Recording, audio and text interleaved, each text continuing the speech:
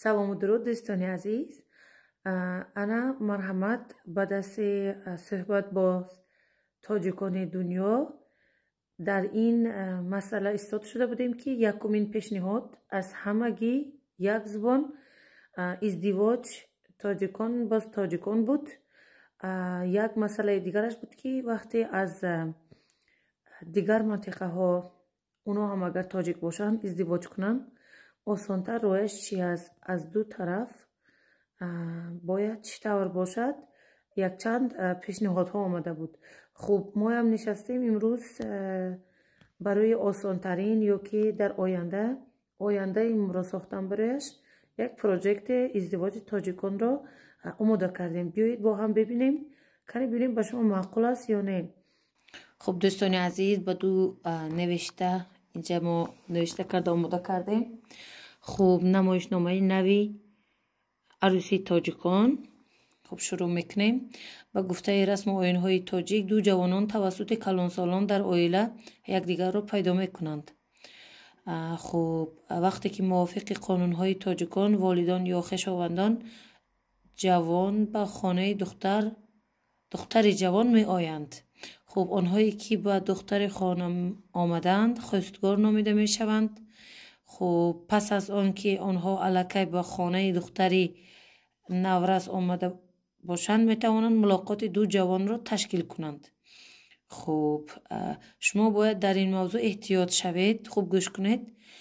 پیش از آن که به خانه دختر شما آمدید لطفاً خوب گنهای او را تفتیش کنید تا که در آینده با کمتری مشکلات مواجه شوید. گنها یعنی ژن ها. اینجا عکساش هم موندیم. احتیاط باشید تا جوانان خویشاوند نباشند. لطفاً احتیاط باشید برای پیشگیری از بدی رو در آینده. خب در آینده بسیار مشکل پیدا شدنش ممکن. این را شما فردا نبینید حتما بعد از 2-3 نسل دیگرتان میبراید. لطفاً فراموش نکنید. خب خوب میبود اگر جوانانی که میخواهند نکاح کنند یعنی عروسی کنند زبان یکسان یا دین یا ملت یکسان داشته باشند.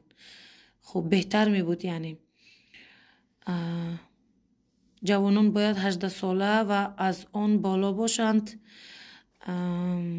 پسر جوانی که میخواهد عقد نکاح کند باید نه کمتر از یک جای کار و یا که درآمد دائمی داشته باشد یا خانه خود و بیزنس خرد داشته باشد. این بسیار مهم است. آنی که درآمد شخصی خود را ندارد معنای این است که او برای ازدواج آماده نیست. لطفاً جوانان را مجبور نکنید. خب یک دختر جوان که میخواهد شوهر کند باید دانش جزئیات خانواده‌ای عائله‌داری را داشته باشد، نه کم از دوزندگی یا پختن خوراک. خب اگر همه چیز دقیق سنجیده شود و والدین راضی شوند جوانان می توانند با یکدیگر ملاقات کنند. ولی اول آنها باید ملاقات کنند. باید اول با یکدیگر گپ زنند. سپس برای یک هفته وقت داشته باشند تا با یکدیگر توسط تلفن یا اینترنت ارتباط کنند. خب پس از یک هفته وقت به والدین و جوانان خواهد رسید که از آنها خواهش میکنند که موقع خود را درباره آهنگ خانه‌دار شوی همدیگر بگویند. در این حالت باید جدی بود. زندگی بازی نیست. اگر جوانان به خواستگاری راضی شوند پس آنها برای عروسی آمادگی آغاز میکنند. جفتها باید خرج اصلی عروسی را برابر تقسیم کنند. یعنی 70 در مقابل 30 یا 60 در مقابل 40. خب البته اکثریت فایزها در طرفداری مرد خواهد داشت و فایز کمی دیگر در طرفدار زن. خب انا همین بود پیشنهاد ما یا که پروژکت که ما کردیم.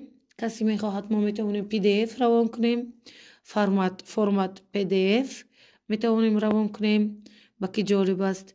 این را ما تشکیل کردیم به خاطر آسانترین و در آینده بهترین راه حل ازدواج به دردسر و به مشکل زیاد. چون که اگر ما به همین چیزی اعتبار نکنیم، خیلی خانواده ها نه در کشورهای ما، در کشورهای همسایه ما هر چیز را در گردن مرد بار میکنند و این چی گنده است که بدی است که خانم ها خشک خالق در خانه مرد می آیند.